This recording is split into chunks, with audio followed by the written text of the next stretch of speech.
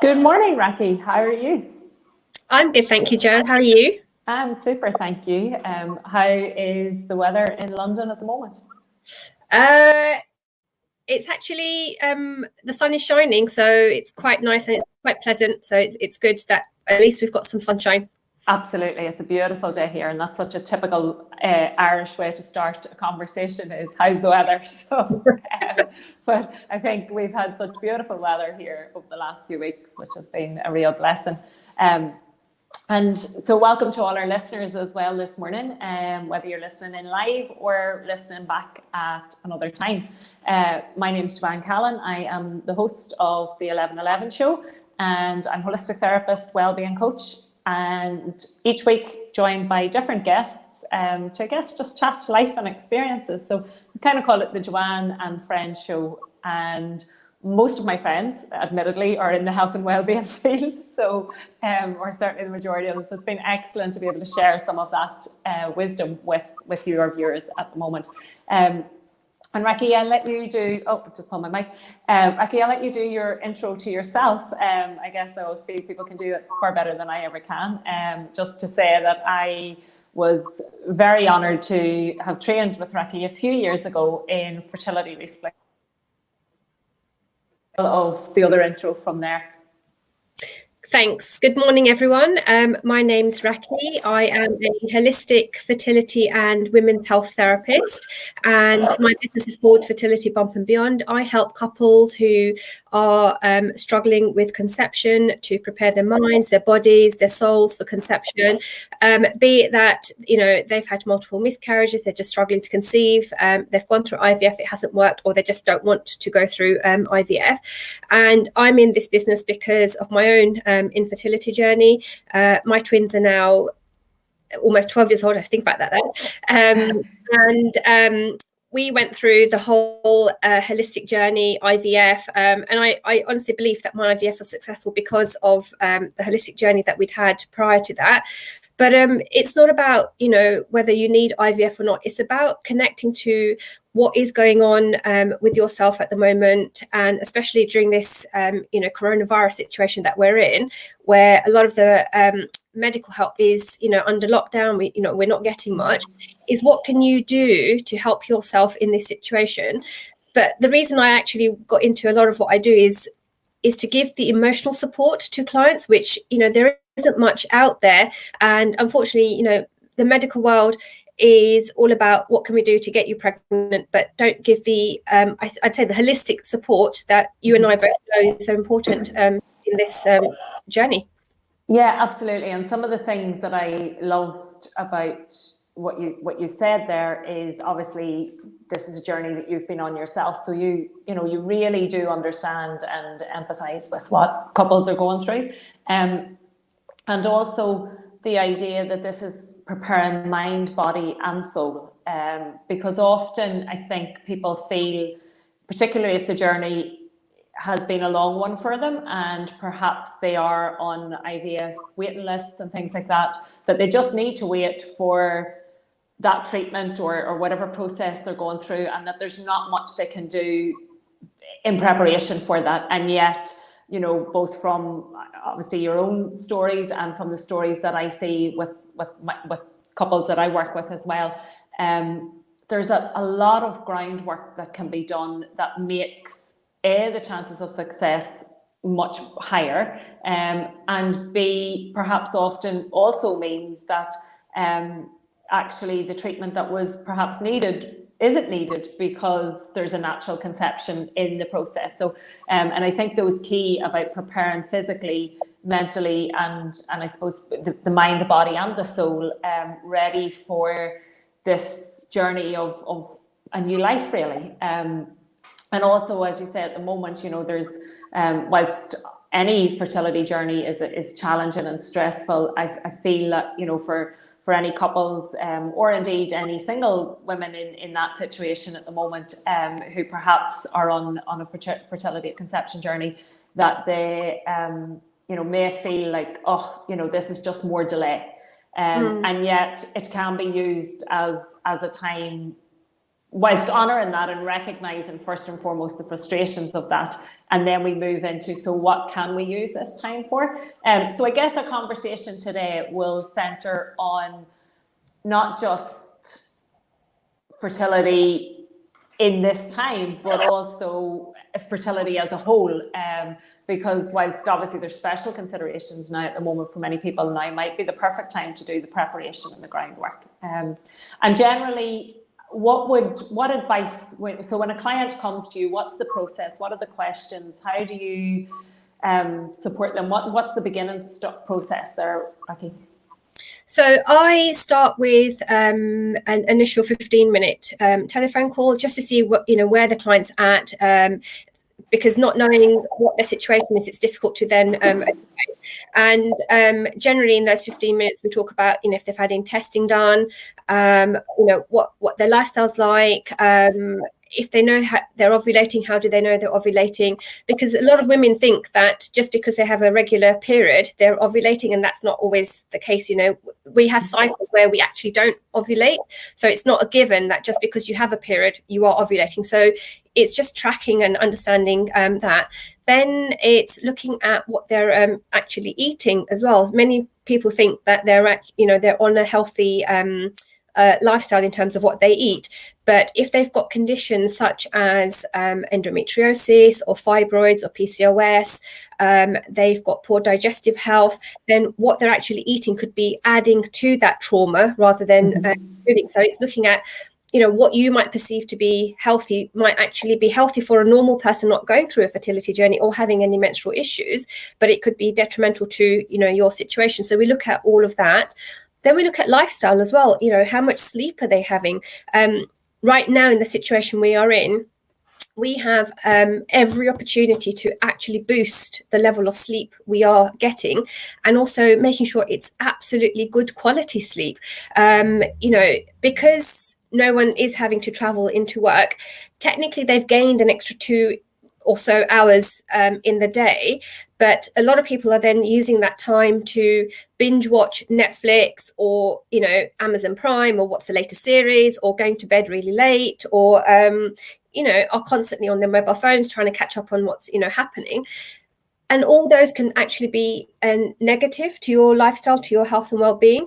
And I'm saying to clients, just because you're not traveling, still try and keep to the routine as much as you can. Aim to be asleep for 10 o'clock, 10:30, the latest at night, because in terms of Chinese medicine and stuff, your body heals between the hours of 11 p.m. and 5 a.m. So if you're not getting your good quality sleep, your organs are not able to heal in the way that they need to.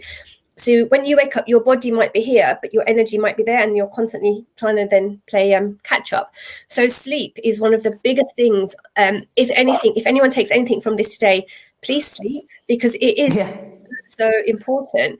And it's such a powerful hormone regulator as well, because it's there's so many hormones involved in our sleep process, and as you say, the body is doing all of its rejuvenation, cleansing, detoxing, all of those things all happening when it's in rest mode. So absolutely. I mean, I think when we talk about the pillars of health, we certainly have, there's been lots of conversation in recent years around nutrition and fitness. And I think sleep is the next big one for us to actually realize just how important good quality sleep is. And many of us, sleep is such a strange thing, because many of us don't actually realize it's poor until it's better. Until we, and it's a bit like, it's also, I mean, it's all relative, isn't it? Because when we're talking menstrual cycles, often women are talking about, what's normal, what's not normal. And we often, it's our normal. And it may be, and yet we don't know that that's not normal. And again, normal is such a broad word, so I'm deliberately using the inverted commas with that there. But absolutely, I think improving our sleep, and I'm mindful as well that for people, even though work things may have changed, that this is also a pandemic situation, and there may be stress and anxiety there that's preventing sleep as well. So it's really over and above everything, it's prioritizing improving sleep, and with that builds our resilience to deal with the other stresses. And it's that kind of cycle then, isn't it, really? Yeah, absolutely. You know, I say to all the clients who come through our doors that, you know, especially now where it is potentially possible, allow yourself a good 30 minutes, if not an hour, to completely de-stress, no, like, you know, being on the mobile phone or no watching TV. You do an activity that brings down the levels of stress. So read a good book or do some meditation, deep breathing. I mean, you know, I see so many clients who shallow breathe, and I think we've lost the art of just actually stopping in the moment, taking a really deep breath in, taking a really deep breath out, and breathing from the stomach, not just from the chest area as well. And, you know, I say to everyone, just, you know, whenever you feel yourself getting in a really, really stressful situation, just literally stop where you are, imagine or physically actually take a step back, close your eyes, take that deep breath in and out, open your eyes, and you'll find that the situation is probably 50% better already. Yeah, I always talk about kind of the power of our breath and the power of our words. You know, and those are two things that we have with us all the time, and we can utilize those to the best advantage for ourselves, or we can use them to our greatest kind of disadvantage as well. And it's interesting that you bring up breathing, because I have a breathing expert, a guy who's a colleague of Patrick McKeown, the Oxygen Advantage, and a guy called Owen Burns, who's joining me over the next couple of weeks. So Owen will be here to talk for anybody that the breathing stuff is interested. And I mean, obviously breathing and sleep are so interconnected as well. And in terms of quality sleep and even in relationships, Owen's actual area of expertise is he's a snoring consultant, and so we'll be coming back to a lot of the breath stuff. So for anybody that breathing or sleep has kind of went, okay, I need to do something about that, I'm going to be following up with that later in the week as well. So we'll hopefully have lots of info for people that they can take these pieces of the jigsaw puzzle and kind of merge them together and say, okay, there's this and this and this and this, and create that jigsaw puzzle of wellness, which will be beneficial in so many levels. Yeah. And I say, like, you know, especially with the days getting longer, so, you know, they get lighter earlier. If you are struggling to sleep, invest in the eye mask if you can, because it really, you know, the more darker the room, obviously there's only one level of darkness, but the darker the room, the better your sleep is going to be. And it also affects the pineal gland as well. So, you know, that's part of our endocrine system, which helps with our, you know, hormones and all of that. But sleeping in the dark helps the pineal gland to function better, and therefore can help with, you know, some issues that you may be having. But yeah, no, absolutely, you know, bedrooms should be a haven for just literally sleeping in. They should be in, you know, the right environment as much as possible, blacked out as much as possible, right temperature. One of the things I say to, again, clients is, do not bring your mobile phones to bed with you. Leave them, you know, either in the hallway or downstairs. You know, the worst thing you can do is have it at your bedside unit, charged in, cooking your brain at night. And also, you know, if you've got a television in the room, disconnect it. You don't need that electric radiation going through all that brain stimulation, because, you know, your body knows you've got into bed ready for sleep, and then you've just activated the brain. So the body's tired, but the brain's like, oh hell no, you've just activated me. You're not going to sleep. So, you know, then you have this like sleep that's not of good quality. And again, if you're only sleeping for 6 or 7 hours, try and increase it to 8 if possible, or improve massively on those 6 or 7 that you're getting. Yeah, I think it can be quality and quantity, isn't it? And I love, you know, again, with clients, it's one of the things that I talk about, and even for myself as well, is about having that wind down period from the end of your day to your sleep time. Well, often we're go, and then bed, and we expect to be able to go from, and then we get into bed and we fight with ourselves as to why we can't get over to sleep, because there's not that transition period that would have historically happened before electric light and all those kind of things. There would have been just a natural kind of transition into sleep. And, you know, sometimes I even find, and this might be helpful for anybody that's listening in, I'll often say to clients, you know, even if that means in the beginning going to bed a little bit later than what you typically would. So if your day finishes at 10 o'clock and you normally would go straight to bed at 10, but you're going to bed up here, take an extra half an hour before you actually go into the bedroom, wind down for that half an hour, 40 minutes, an hour, and go a bit later, but go ready to sleep rather than going to fight with yourself for what might be an hour or an hour and a half, even if that battle is happening just in your head and you're tossing and turning and can't kind of get over. So absolutely, I think those areas are so fundamentally important. And we mentioned some of the female issues there, so menstrual cycle, polycystic ovaries, fibroids, endometriosis, those issues that are obviously exclusively female. And yet we know that whilst there's often that default to the woman when it comes to fertility, that very often the health issue, the physical one, can lie within sperm count and can be male orientated. Can you share a little bit of your experience with that, Rakhee? Yeah, so I found, so it's probably since last year, September, like when I see clients, I've actually found it's the male fertility issues have hugely increased versus female. So I'd say we're probably par on 50-50 rather than, 40% female, 40% male, and then the unknown.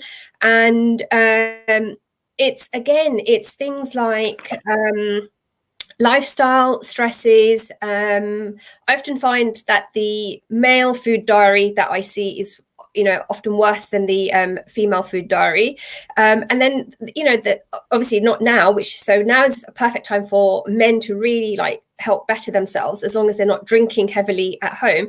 But the culture of let's go for a drink after work or I'll just have one glass and then that leads to another glass, and by the time they've done it, it's like quite a few pints of beer or volumes of alcohol. But men 50% of this baby is a man, and the genetics of a man are going to depict, what goes into that baby. So why can't the man help himself as much as the female does as well? And, there is no shame or harm in the man having the issue, but it's just knowing how to help himself and where to get that help from. But lifestyle, nutrition, again, a lot of men hold their mobile phones in their pockets. They hold a laptop on the lap without any protection. This is all heat that is potentially going to damage the sperm, be detrimental to the sperm, and things that they can potentially do to protect themselves.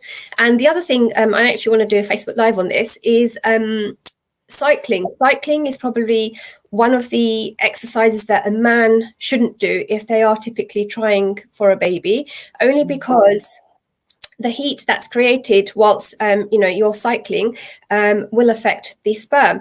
And as the weather is quite nice and we're all allowed to do a form of exercise outdoors for a bit, I've seen a lot of men cycling, or a lot of families cycling, which is great in some respects, but again, not if you are definitely trying for a baby, because it can do more harm than good. And also making sure that you're not sedentary. The other thing I found with a lot of men is they work quite long hours, they have stressful jobs, and so they're sat on their backside for a huge number of hours. They're sat on the train commuting, so a lot of sedentary lifestyle, which doesn't help either. And I think one of the things that I often remind clients as well is around the life cycle of sperm, and that changes can be made very, very quickly to the quality of sperm, relative to maybe some of the changes that can be made perhaps in female health. Obviously they can still be made, but we can see quite significant changes in sperm quality within that kind of 12-week cycle. Is that obviously that's something that you see within your practice as well? Yeah. I've got I'm so grateful for some of the clients, because they've given me sperm results before when they first came to see me, worked with us, and then we've got another set of sperm results after, and you see massive changes in that. And to the extent where I've had, I'd say probably 15 or 20% of our couples who thought that the issue was with the female, sperm improved and bang, they got pregnant. Okay. Yeah, so that's, yeah, it is. It can be a huge piece. Well, obviously, it's, as you say, it's 50% of the jigsaw puzzle, but in terms of issues and problems, it can be one that can be changed quite rapidly. And, you know, the mobile phones in the pocket, some of these changes can be very simple things. And I often remind clients that what we're looking at quality of sperm and quality of egg and quality of womb space. So it's like these ingredients that go into making a baby and to a healthy and successful pregnancy are, you know, there's those kind of three focus areas. I mean, there's lots more, but let's keep it to the basics of those three. We want a healthy womb, a healthy egg, and healthy sperm. And regardless of the path, so, you know, if it is an IVF journey or an ICI journey, that it's actually, you know, it's quality of ingredients. And I want to, I guess so many people are baking at the moment and kind of cooking. So those analogies are going to work really well for them. But it's the quality of the ingredients. So the actual process of conception, whether it's natural or assisted, is irrelevant, because we still need good quality eggs and good quality sperm for that to be successful.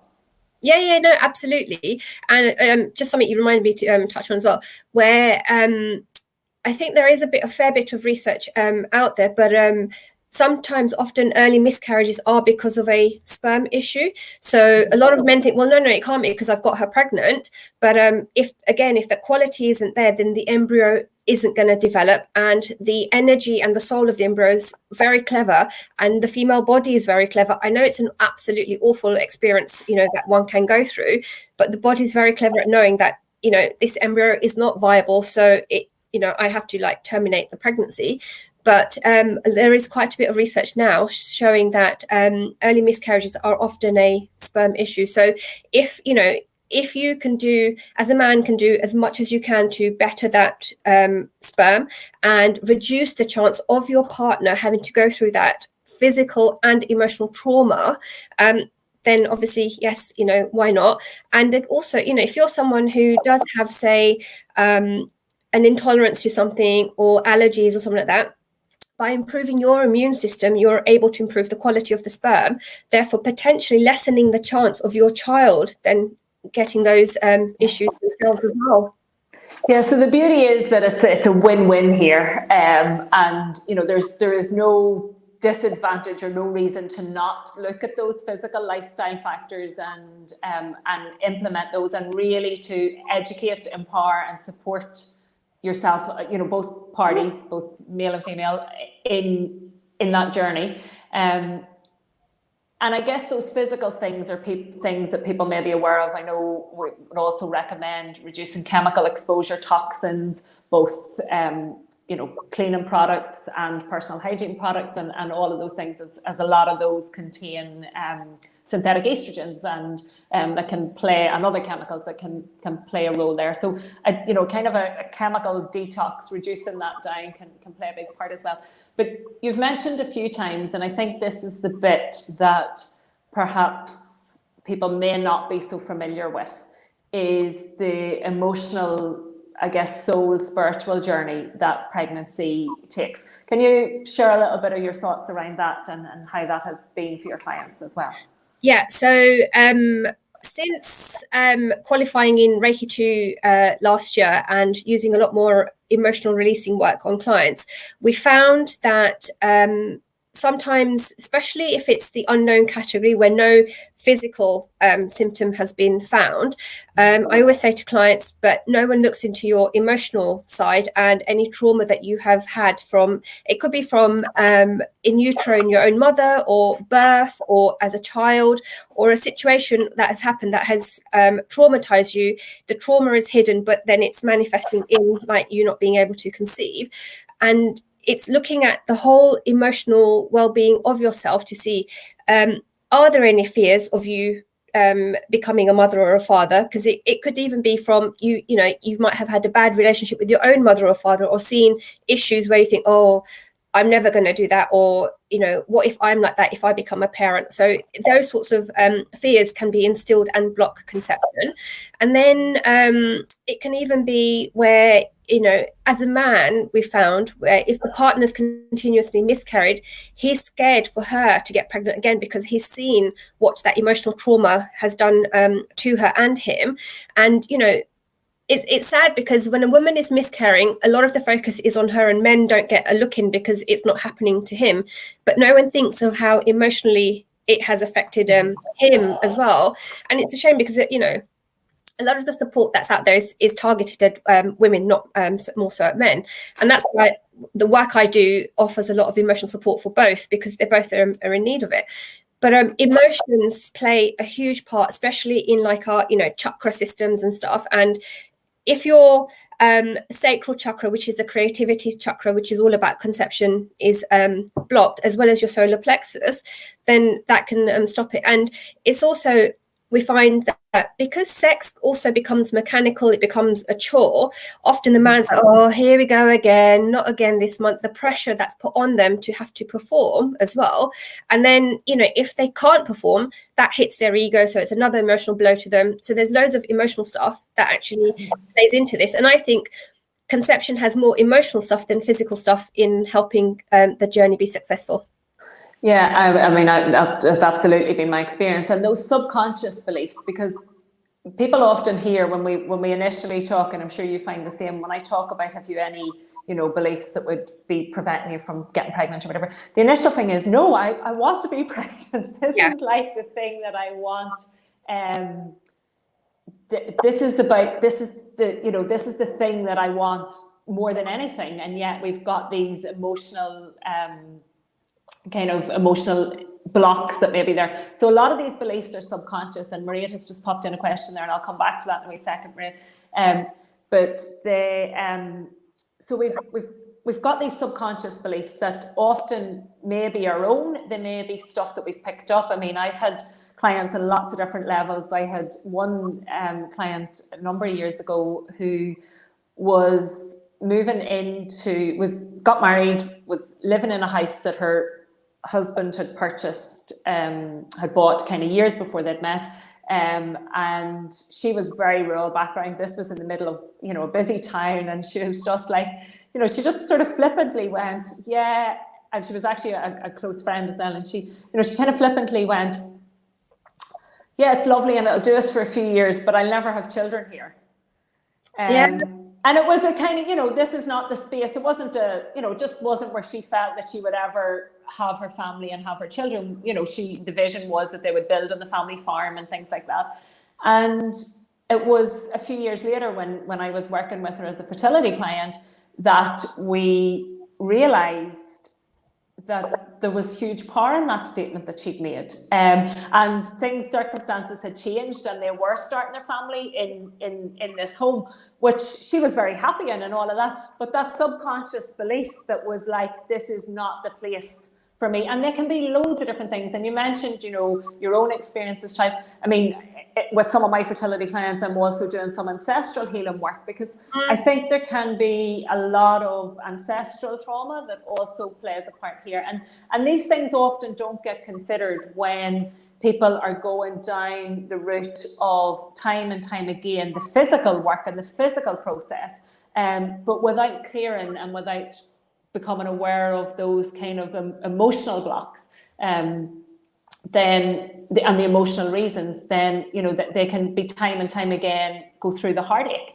And I think one of the other areas as well is also second time round fertility issues, which certainly I'm seeing more and more. And we talked about trauma there and the trauma of miscarriage, and I've seen where that has happened with clients whereby the second time round, perhaps because of a traumatic birth experience that the woman has possibly healed and had some support with, but her partner has witnessed, perhaps a very difficult birth, or a place where he felt out of control, which is there's very little control for men in the birth room.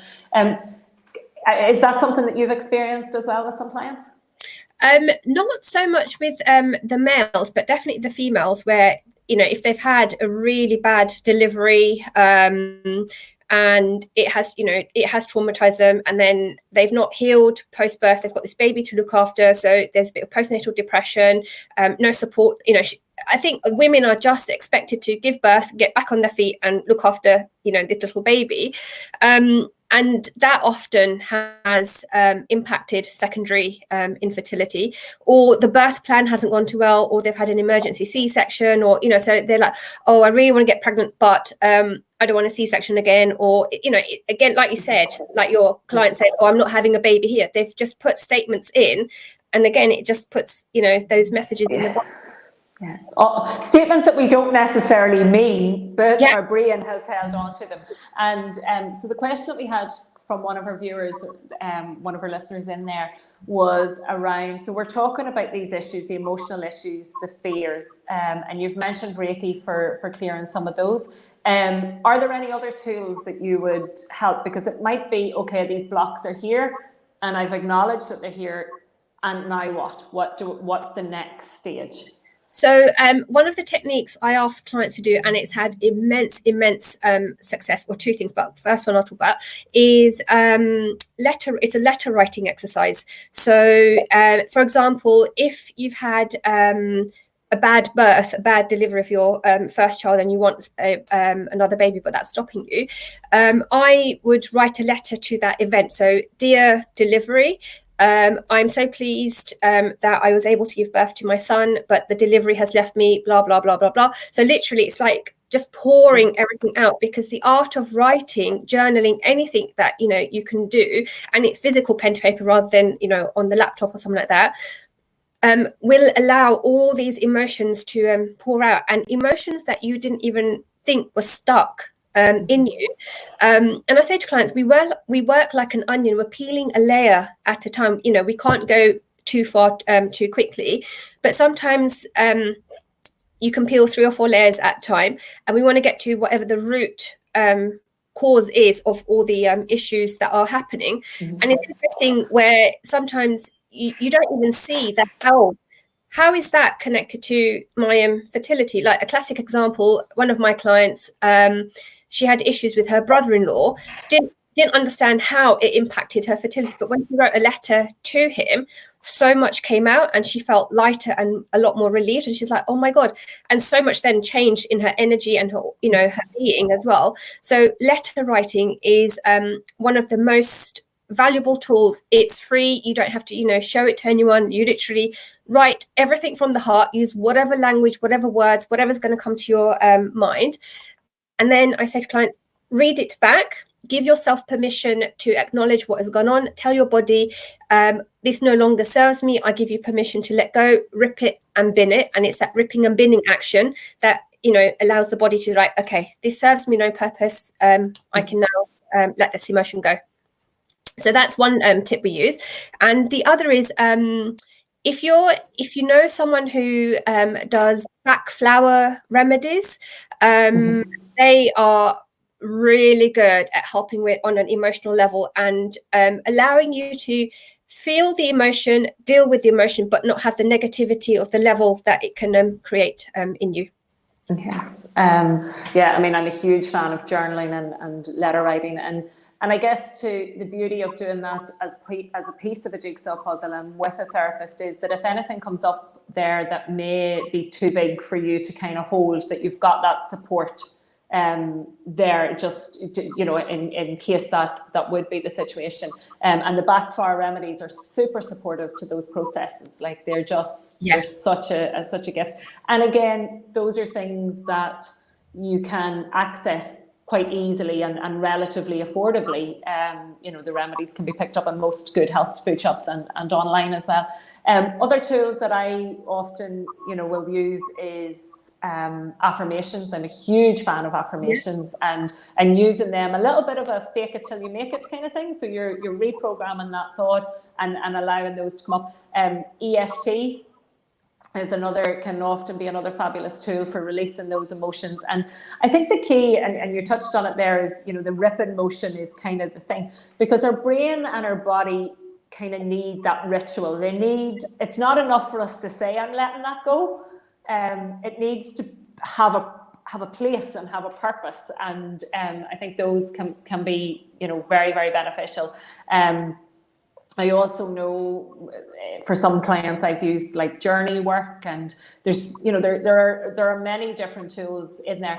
And another one that I often recommend as well is writing a letter to, I guess, the baby that you want to bring into the world, and welcoming. So that letter writing again, welcoming that soul in, because I guess birth and conception and new life, and that miracle that is new life, is a much more complex process than we'll ever probably understand. I mean, it's way more than the physical, and everything that you know, it's divine timing, it's guidance, it's this, if we believe any of, you know, in any kind of, I don't know even what you would call it, I guess, spirituality or spiritual aspect of the world, then we trust that there is a journey for every human that comes into the planet, and that we can be part of that, but welcoming that in and creating that warm and welcoming space.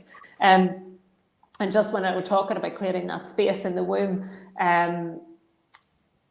in terms of tools, again, you know, taking it back to the physical, and I guess also, I suppose, some of the emotional preparation, would you use, and I know as in my moon mother work, I would use them a lot in our womb blessing work, and sort of as a, you know, part of that whole work. We would also recommend things like vaginal steams and those types of things. Is that something that you would recommend with clients, or would you be familiar with? So I've been taught about all of that on my fertility massage training. I don't use it as much on my clients, but I do use aspects of the fertility massage. So, you know, there's a lot of womb like massaging that you could physically do. And having taken my business online now, I actually work with clients via Zoom. So I show them on me what I do, and then, you know, can watch them do what they need to do on themselves. There is a really good kinesiology, endocrine releasing, like balancing process that I was taught, which I'm having a lot of success with that on the clients as well. And castor oil packs, if, you know, people don't know about castor oil packs, are really, really good. Because one, it gives you some me time. Like, you know, if you've got a pack on you, you've got to be lying down, so you can't really do much. And, you know, we don't give ourselves, as women especially, we don't give ourselves that me time, especially if you're mothers already. You know, you're always last before you actually do anything for yourself. But castor oil packs are brilliant because it helps detoxify the liver, the digestive system, the uterus, the womb. You know, it's creating more blood flow, more oxygen. So it's allowing you to do the best that you can for the situation that you're in. And, you know, I'm finding that a lot of women often will have cold hands, cold feet, poor circulation. And the analogy I use is you wouldn't cook a potato in a cold oven, so a child is not going to cook in a cold oven.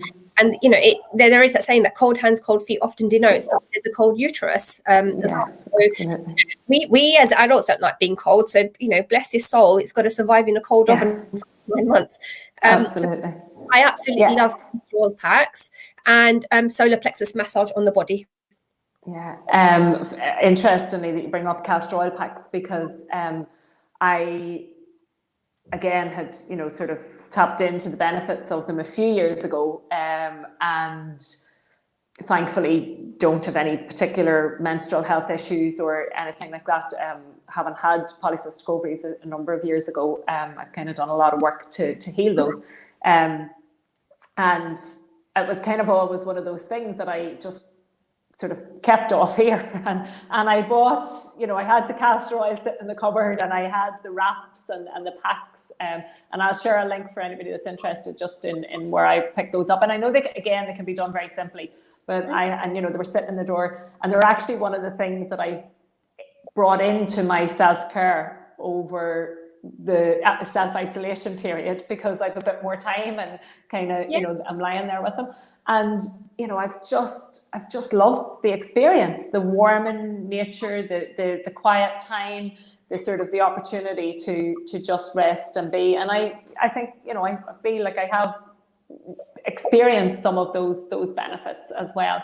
And absolutely, as you say, you know, massage, connection. And whilst these things work on a physical level, I think there's the interconnectedness with the slowing down, the conscious connection with different parts of our body. And I would find those with yoni steams and vaginal steams for clients as well, is that physically they may be part of kind of the process, but it's actually the time that it takes and the connection and the body awareness, and that, I guess, kind of going inward a little bit, that a lot of these physical practices, whether it's massage, solar plexus massage, castor oil packs, yoni steams, any of those things, they can all play their physical, emotional, and I guess spiritual work as well. And there would be very ancient practices that people would have used for many, many years to support themselves in lots of different ways. So, and you mentioned obviously nutrition. Supplements is often a big question that comes up around fertility journey. Are there particular supplements, or is that specific for people that you recommend, or is there, how can people kind of go about optimizing their supplement journey if they need to? Supplements, again, the way I work, I create bespoke packages for clients because it just depends on what their needs are and what they're in need of and all of that. I don't think that everyone should just go to a place and just pick up random supplements, because sometimes, depending on your situation, you could actually do more harm than good if you're taking something your body actually doesn't need to. But it's also knowing what quality the supplements are. So I'm not a fan of cheaper price supplements. Nutrition is, you do have to pay for nutrition, but the long-term effects are much longer than having used more cheaper quality supplements. But it's, it is understanding, why are you taking what you're taking? What do you need it for? Do you actually need it? And sometimes I'm a believer that food is your medicine rather than supplements. So if you can improve your gut health and your well-being through food, first and foremost, and also making sure that your bowels are functioning effectively. You are going every day for a bowel movement. It is of a good quality. It is of good consistency. You're not struggling, and then that means that your body will then start to absorb nutrition through food, which means that then you're less likely to need the supplements. Having said that, the quality of food obviously isn't what it used to be, so the soil is far more depleted. So therefore, I do believe that all of us probably do need some form of supplements, but it's just knowing where to go, what to look for, and how much you should be taking without overdosing as well, and not doing any more damage than you would if you were taking the right supplements. Yes, I guess it is, because it can often feel like a bit of a minefield for people. But definitely, I mean, the whole role of gut health on a fertility journey is huge. And certainly even for pregnancy journeys. And then, as you mentioned, to reduce the likelihoods of allergies for children then as well. It's like the gut health thing is just such a minefield. And I think, it's really something that we're learning more about every day, and the implications of gut bacteria, gut microbiome, and how the body is, I guess, it has that symbiotic relationship that each piece of the puzzle is one knocks on to the other. So and for me, that's absolutely where the holistic journey comes on, because it's, we can't treat just the sex organs or the reproductive organs. We've got to treat and support the whole person as a holistic being, and indeed a couple as a holistic entity. Whereas typically, the approach is, well, we'll take an egg and a sperm and merge the two, and then we're going to have a baby. And that's a very simplified version. So I hope for all our viewers, we're just almost coming on time now. So I just want to take a few moments just to say thanks a million, Rakhee, for joining me today and for sharing your wisdom. If you want to get in touch with Rakhee, do you want to give me your website address there, so we can pop it into comments for anybody that's listening in as well?